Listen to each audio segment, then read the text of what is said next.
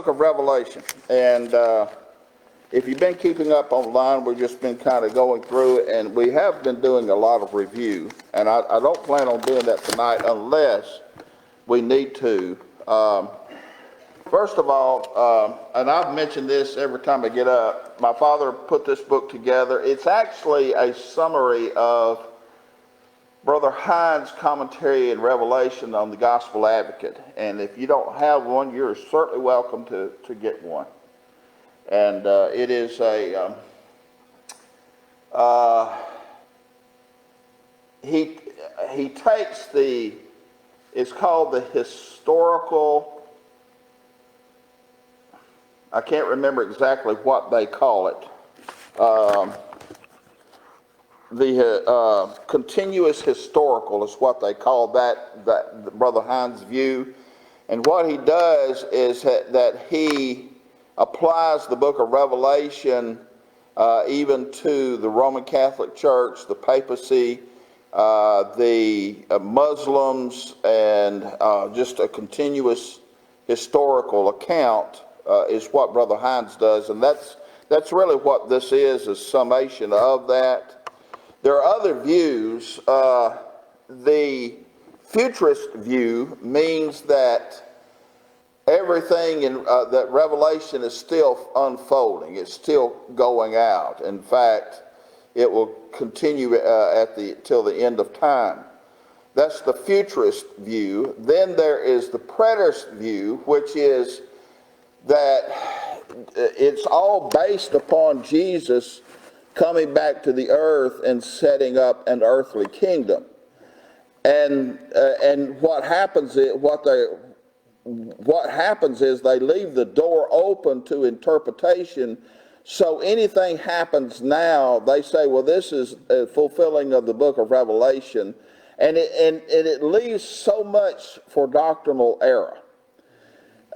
My position, along with some of the others, and I have, it's Revelation, I will admit it's hard at places to fully interpret it, but what I'm saying is not that it cannot be interpreted, is that you have to look at it through first century eyes, because first of all, the basis for any understanding of any book, it doesn't matter whether it's biblical or non-biblical, you have to understand the time frame it was written in, to whom it was written. You have to understand the problems that were going on. And so with that in mind, in the historical, and it's called the historical view, and I believe everything in Revelation has already come to pass except for the second coming of Christ, and the second coming of Christ, the judgment, and entering into heaven. I think that it has already fulfilled that. Now, there are things through history that we can say, okay, this event in history was similar to this event in history in the first century, and I don't see any problem with that, except for we can't get off into the point of just throwing out the time frame, the writer, and the purpose of the book, and just start making it say anything we want to. So, Brother Hines, he applies this to the Muslims coming in and the trampling of Jerusalem by the Muslims. He also applies the point that the Roman Catholic Church and the papacy and all of that. And the problem with that is that he puts it in a time frame where Revelation was written during AD 70, which Roman persecution was nothing at that time. The Romans didn't persecute Christians at that time. And it's very obvious in the book that they do persecute Christians. So, this book here is Homer Haley. He's not alive, he's not living now, but this book is Revelation, an Introduction and Commentary. He pretty much takes the historical view. Everything has happened except for the second coming of Christ. and the resurrection or the judgment. This is E.M. Zer. Brother Zer was a member of the church. He's not alive. He had it's in a 3-volume, mine's a 5-volume set, but it's now a 3-volume set. And the thing about Brother Zer, it's short, sweet, to the point. And that's what I like about him, although I don't agree with everything he says. It's not doctrinal issues. There's nothing doctrinal wrong with it. But just remember this. They are the commentaries of men. This is what men think, so it doesn't make it gospel. So we just have to use a little common sense. All right, with all that being said, when we look at the book of Revelation, the background of this is, I believe, Roman persecution against the Christians. That's why it's written to the 7 churches of Asia. That's why that it is dealing with the sins of the churches of Ephesus and such, Sardis, Thyatira, Philadelphia, Laodicea, Pergamos, and so at the time frame that I like to put it into, these churches were going through a lot. They were going through a lot of problems in that day and time. So we'll get to chapter 12. Any comments on or questions that you have in the book of Revelation? Just remember this. From chapter 1 through chapter 11 of Revelation is a general summary of God bringing judgment upon those who oppose the gospel and oppose Christianity. Of course, Rome is going to be persecuting them, and it's going to be very horrendous for some. This is a general summary. Is that how you spell summary? From chapter 12 through chapter 22 of Revelation is more of a detailed account. It's always about good and evil. That good, the conflict between good and evil. And you have to remember that good is always greater than evil. Y'all remember that sign in, what was it, algebra? Good is always greater than evil. Now, evil seems to have its day.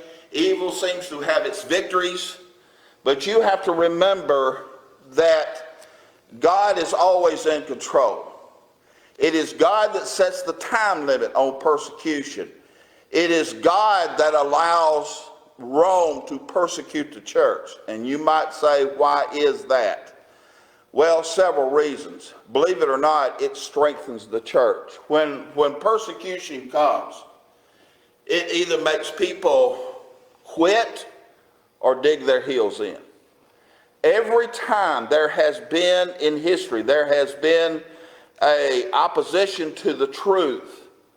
There will be some that will depart the truth, and there will be some who dig their heels in and prove that what is written in the scriptures is true. So the concept here is that persecution, as James says, it tries our faith.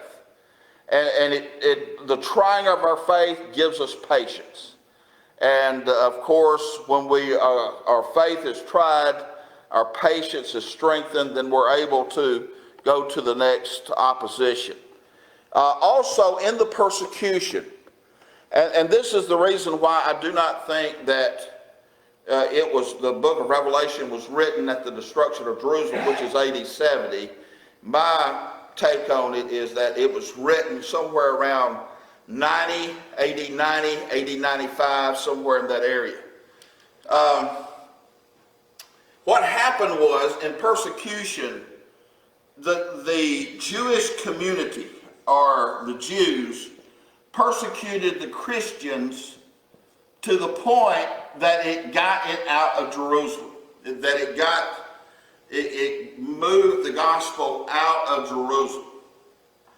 And that was, Jesus says in Acts chapter 1 and verse 8, tarry in Jerusalem, you will be endued with power from on high. You will be witnesses of me in Jerusalem, Judea, Samaria, and then the uttermost parts of the world. So what we have is the Jews pushed or persecuted Christians to get them out of Jerusalem and in Judea, and the Jews continued to persecute them, and they went into Samaria. So it's like the stepping stone from Jerusalem to the surrounding area of Judea, and then out to Samaria, which was half Jew, half Gentile race, and then into the Gentile world. So what happens is the Jews got the persecuted the Christians to the point of getting it out of Jerusalem. Now the Romans did not care about Christianity as long as it was contained in Jerusalem. When it was contained in Jerusalem, it didn't make a hill of beans to them. They didn't care one bit. But when it got out into Judea and into Samaria, then into Antioch of Syria, that is the first Gentile church that we read about, and that's like, I want to say maybe 100 miles north of Jerusalem. So when it gets into Antioch of Syria, and it may be further than that, it gets it out into Antioch of Syria, and then Paul and Barnabas go on this missionary journey. They begin to establish churches in Galatia, in the regions of that area. They have gone to the island of Cyprus, and the church was established. And then they come back, first missionary journey. Second missionary journey, he wanted to go into Asia, but the Spirit, or he received a vision of a man in Macedonia, come to us. So he gets into the Grecian world then. Well, it was in the Grecian world already, but into Macedonia. And then Paul and Silas begin to work their way through down towards Corinth into Achaia. From there, it begins to spread. They go back to Jerusalem, then they begin, and now they go into Asia Minor, and then back over to visiting the churches. So you have to remember that when it gets into those areas, now it affects Rome. It affects them to the point where people are seemingly to lose their allegiance to Rome. Now this is the secular view of this. This is what's happening in the secular part of it, that people are not have pledged their allegiance to Rome. And so you had Vespasian, AD 70. He vows to bring Rome together. His son Domitian, you had Titus, who Titus was just a puppet, and he only lasted about 2 or 3 years. But then Domitian's second son, Vespasian's second son, Domitian, then began to persecute Christians, and he was the one that set up the emperor worship in Asia, where the 7 churches of Asia is. He began to set up emperor worship. You had to also remember that the Romans, like the Greeks, were very superstitious. And the shrines that were made, you remember where in the city of Ephesus, where the people that were converted by the message of Paul brought their books and burned them, and the silversmith there said that, Paul's endangering our craft. Well, they made these images probably about this big. And so they carried these images of Diana. And when they would go on a foreign trip, they couldn't go to the temple of Diana to worship, so they would take out their image and set up a little shrine, take your candles, all these things, and then pray to that and offer sacrifice to that. So it was a portable place of worship. And so it was being able to carry it all over the world. And so it began to, Christianity began to affect Rome. And so Rome, they vowed to persecute Christians because Christians wouldn't bow to Caesar. It was Domitian who required that they bow to Caesar. If anyone would bow to Caesar, they didn't care. They could worship anybody else they wanted to, but Christians wouldn't do it. So Christians were blamed for hurricanes, earthquakes, whatever, fires, any acts of nature. Christians were blamed for it because it was said that they would not worship the emperor. Therefore, the gods were angry at them, and this is why we had natural disasters. So the Christians were blamed for that. They were also accused of being cannibals by partaking of the Lord's Supper. When Jesus says, unless you eat my flesh and drink my blood, you cannot be a part of the kingdom. Well, when the pagan world heard that, they were trying to build this case against them and said that they were simply, they were cannibals.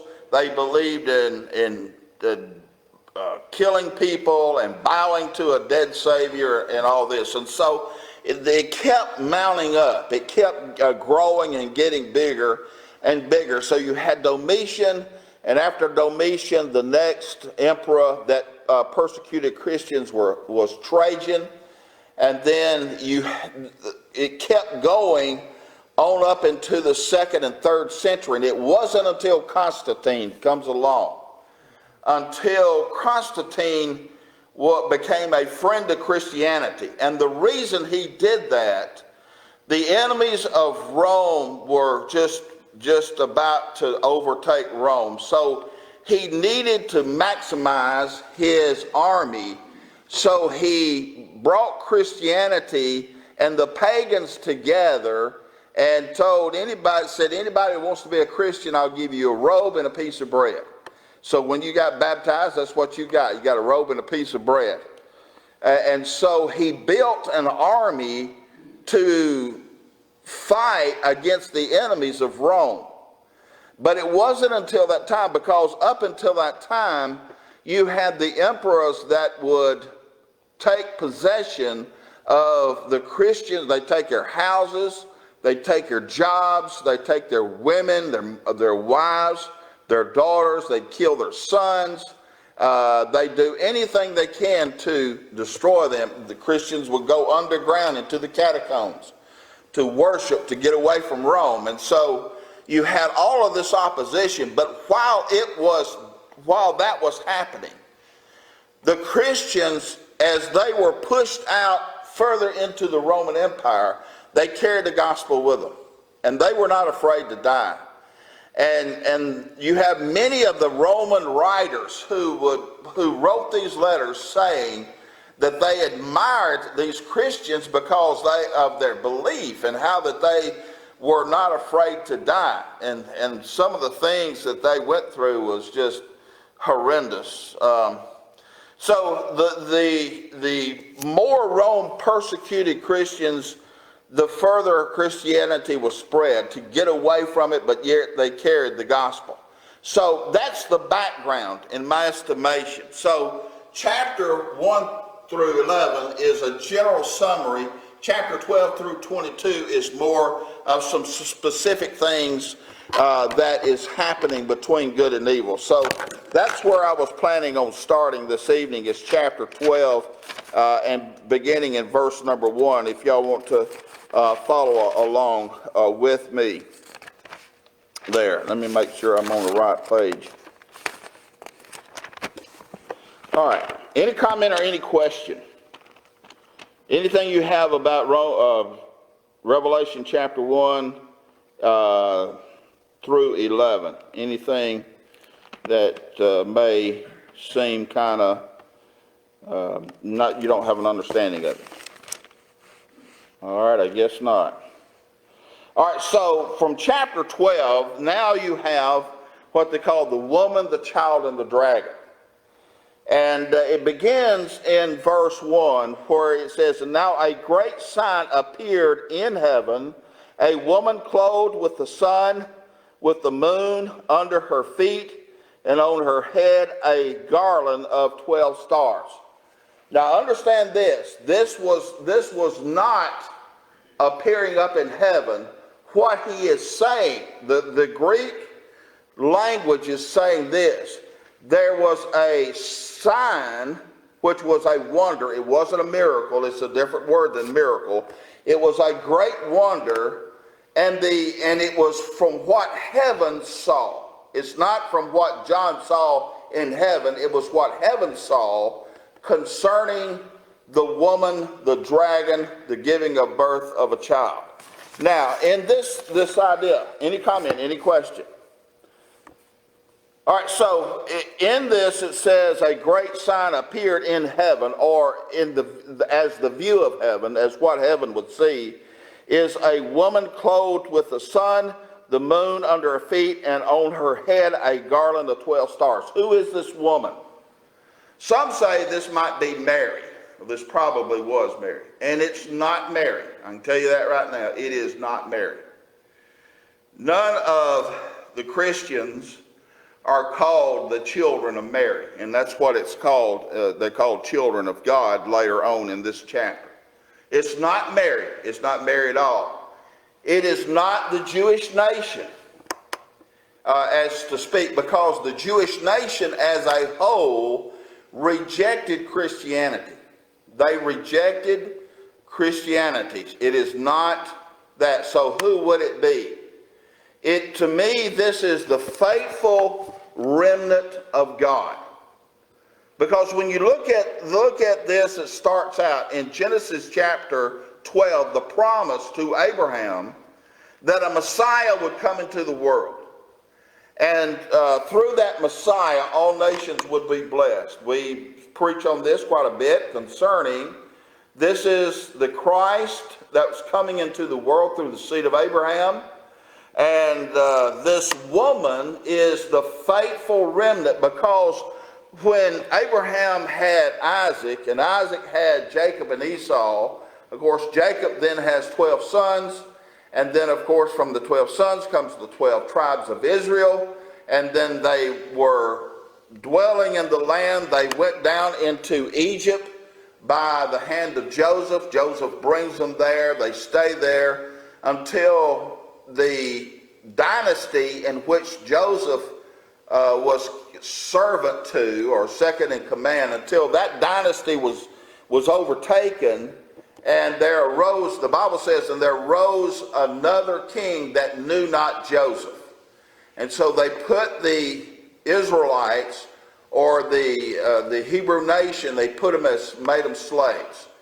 And it was a period of 400 years from the time of Abraham to the time that they came out, was this period of 400 years that they had been. So you had about 100 years go by, so they were actually in captivity somewhere around 300 years. And so God sends Moses down to bring them out. And you will remember that in that first generation of the Israelite nation, that first generation died in that wilderness. That 40-year span, that first generation died because, the Hebrew writer says, because of their unbelief.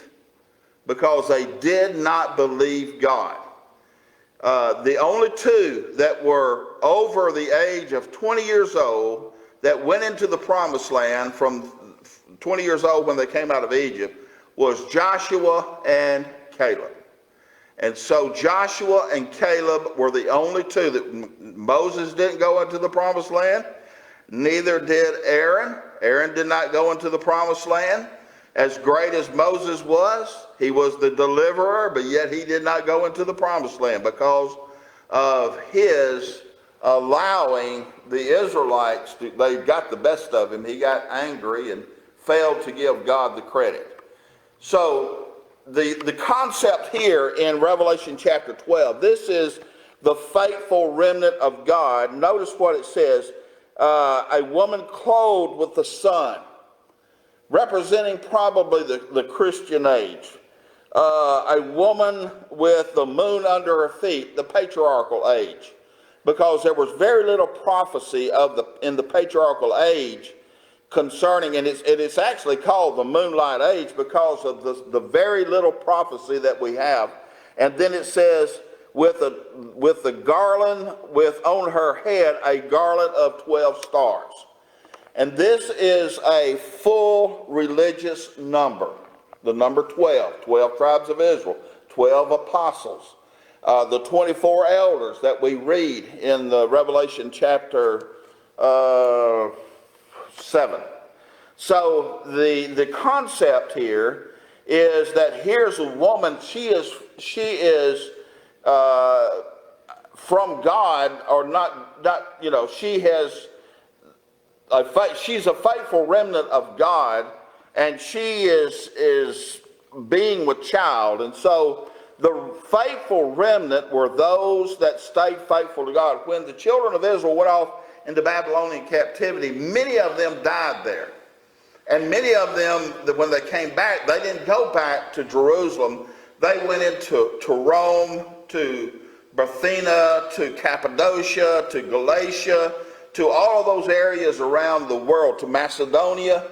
That's why we have in Acts chapter 12, Jews from every nation. So you have in this that she is being with child, and she cried it out in labor and in pain to give birth. And another sign appeared in heaven, or from heaven's point of view, a great fiery red dragon, having 7 heads and 10 horns and 7 diadems on his head. Now, the reason some of them say this is a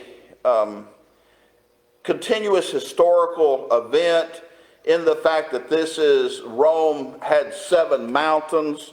Mountains are often counted, that horns are counted as power, 10 rulers, 7 diadems, meaning full power.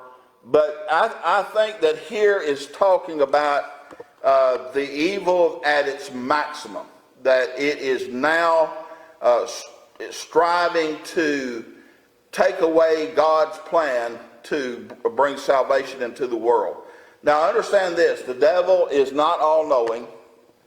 He is not all-seeing. He is not all-powerful.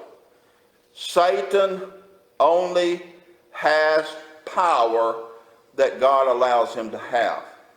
In fact, when you see in the book of Revelation towards the end, it is an angel that binds him. It's not a strong, it doesn't call him a strong angel. So any of God's angels are able to bind Satan. Just remember that.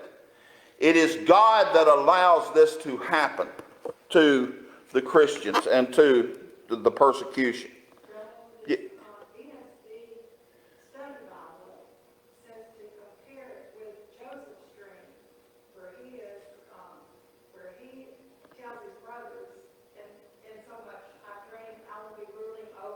Right. Well, yes. Okay. That's a good point. So the concept is, here's a great fiery red dragon. Now, who is this dragon? Who do we know that it is? Have you read ahead? This is Satan. Satan is, he is called the great dragon. He is called the old serpent. He is the deceiver. That is what Satan means. Or devil. Is it devil? Devil is diabolos. Satan, I think, means deceiver. Maybe devil is accuser, or either one. One's accuser, one's deceiver. But this is Satan. And Satan is struggling or desiring to take away the man-child, to take away the child, or to devour the woman, to harm it. Because you remember that, all through the wilderness, the children of Israel there, they lived in fear. We can't do this. We can't do that. We want to go back to Egypt. We want to be slaves again. And Satan was, the Bible doesn't say this, but Satan is there, and he is tempting these people to rebel against Moses. But then it says, and it talks about how great this dragon is, and his tail drew a third of the stars of heaven, and drew them to the earth. And the dragon stood before the woman who was ready to give birth, to devour her child as soon as it was born. So you can see that maybe through history, through the events, as Mary was ready to give birth, you see the wise men coming after the birth of Jesus. Herod is trying to destroy the male children, has all the male children killed that is under the age of 2 years old. Joseph, Mary has to flee to Egypt to get away from them. And so there are many things that Satan did to interfere and to overthrow. Now, like I said, I don't believe Satan knew God's plan to redeem mankind. Even the prophets didn't understand it. So Satan was struggling to do away with the male child. And she bore a male child who was to rule all nations with a rod of iron, and her child was caught up to God and his throne. Now why? It was not to escape temptation. First of all, who is the male child to rule all nations? This is Christ. All right? The reason why he was called up into heaven was not because of the persecution from Satan, but to sit on the throne. This is not talking about his birth. This is talking about his death. And so when he went through the cross, raised from the dead, and stayed on the earth for 40 days, then he was taken up. And so the passage is not saying that God took him up to keep the devil from eating him or devouring him. He was brought up to sit on his throne. So you look at Mark chapter 16, at the end of that, Jesus was taken up out of their sight and taken up into heaven and sat down at the right hand of God. But that's the point when he was buried and resurrected from the dead, that he had victory over Satan's death. Yes. Satan itself. Yes. That's when he conquered. Right. He destroyed the power of death through the resurrection of the dead, from the grave. So Satan, so God brings him the ascension, but to sit on the throne. This also is Daniel chapter 7, verse 14. Luke's account that he was caught up into heaven, Acts chapter 1, verses 9, 10, and 11. He was taken up out of their sight, taken up into heaven. So the point is that here he has accomplished his mission on earth. And Satan, and what the picture is all about is Satan trying to destroy God's plan to redeem mankind. It looked like Satan was trying to be the God of the world. Yes. And he then was going to have all the ones that worship him, his angels, to be victorious over the ones that God was going to have born through his son Jesus into the one kingdom, the spiritual kingdom, right, to be victorious over all these, the Christians that came out of the regions of the world and following Satan were baptized into Christ through one and victorious over all. Exactly. I mean, that's what I see all this coming together. All right, we'll have to quit here. We'll go back. And next week we'll read something from the book of the book of Ezekiel concerning Satan, not the book of Satan. All right. Yeah.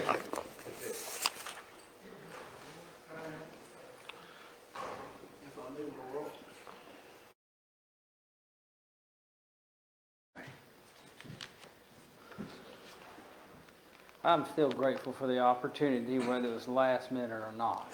Thank you. Want us to think about the book of Leviticus. I remember earlier days when I would read the book of Leviticus, I felt like I was having to just plow on through it because there was just so many things and that would just not make any sense. And so I just felt like I was doing due diligence just to get through the book. But now as I read the book of Leviticus later on in my Christian life, it is a rich book. Understanding the purpose of it, we understand in the history of God's people, the book of Genesis, the book of beginnings, tells them the origin of sin, the origin of creation, the origin of the remedy revealed, and how that they arrived in the land of Egypt. And as they are receiving this information from Moses in Sinai, Exodus tells them of the Exodus and how that God kept His promise and brought them out of the land after it was promised to Abraham. And so Exodus has just a wonderful meaning behind it as one exits from sin, God's people exits from sin, and then of course you come to the book of Leviticus. Leviticus is a book that was written primarily to the Levitical priesthood, because under the old law, the Levites, by God's plan, would administer the worship and the ceremonies, and even paying attention to the medical procedures and needs of people within the camp. And it was directed primarily to them. And you would read the book of Numbers and Exodus and find different audiences as you would in the gospel accounts. In the gospel accounts, Matthew's written to the Jews, Luke to the Greeks and Gentiles, and of course Mark to the Roman. Well, the book of Leviticus was written to the Levites, and Numbers written to the congregation. And so you would see the repeating of the law. But in the book of Leviticus, you have just wonderful chapters. Of course, you find the commandments of the sacrifices that were supposed to be made by the Jews and their offering, every bit of it. Every offering was by free will. God never levied anything upon anybody, but rather every offering was to be by free will. And when you read of the procedure that the priests were to perform on behalf of the people as they would minister, there was a detail for every part. And one of the overwhelming things is you see the cleanliness and the orderliness of God. And you get to chapter 10 of the book of Leviticus, and of course you see the strong tie that we're supposed to have to God even over family members, where the sons of Aaron, and we learn more about the Day of Atonement and the role of the high priest. But the sons of Aaron had offered the strange fire, and what had happened, as we all know, what happened to them because they offered the strange fire, and they were consumed, because God means what He says, and He always says what He means. But you learn in that chapter as he goes on, and God says, I will be hallowed, and I will be treated with holiness. And we have to keep in mind that we serve the same God, even though we don't go through the procedure of the law of Moses. As priests within the priesthood of the church, we are also to approach Him in holiness. But there's other things that are just rare nuggets, or just not necessarily rare, but unique. Like this is in the Leviticus. When you turn to Leviticus 24, and you read of an occurrence where a young man cursed God as he was having a struggle, and in here they are commanded to take stones and to stone the young man and take him without the camp. And so in this book you learn of the cleanliness that God expects within the church. And of course there was little bit of, or very little leeway with a person who was rebellious. And so you learn about that. And then one other chapter that we can consider is Leviticus 26. When you're reading this chapter, you see over and over again, God says, keep my commandments. If you will keep my commandments, I will bless you. That's what he told to the Levites. And then, of course, to God's people, they would receive the same thing.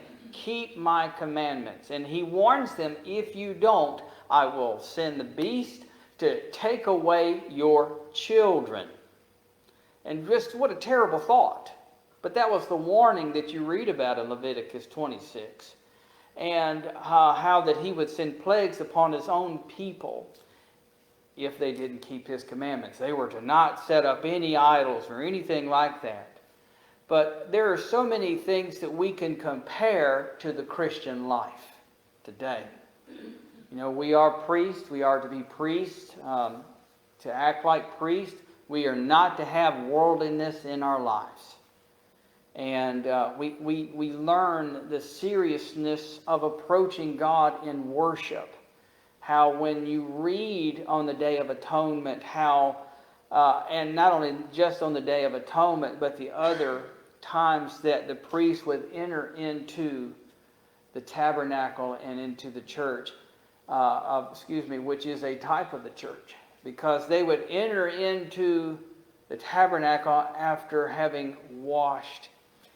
And so as for Christians, we understand the significance of that, because if you're not a member of the Lord's church, it's going to be because you haven't washed. You see, in this wonderful book, there are so many things that are so important for us as Christians to learn from the principles and be able to share with other people. People today, as it appears to me, and maybe you see things different in your environment, don't really care about God. They don't really see a need for God. God was just something that their parents had around in an old culture. And we can see the result of people not needing God anymore, and there are thinking that we have such chaos today as a result. If people would only come back to God, they would have peace in their life. If they would keep God's commandments, they would have the joy of holiness. And not that anybody's better than anybody because we're doing what's right, but you know, it's just a happiness, a peace that passeth all understanding. So in the book of Leviticus, you see how that the church is to be betrayed as a place of happiness and holiness. But for us today who are not members of the church, you want to consider the seriousness of out of the camp. As the young man was taken and he was stoned, there was punishment because he had cursed the name of God. But to be out of the camp means that you are to be lost. You have the opportunity this evening to become a priest in the Lord's kingdom, because Christians are a royal priesthood and holy nation, 1 Peter 2:9. You do that just as the priest would enter into the tabernacle, which is a type of the church. He had to wash.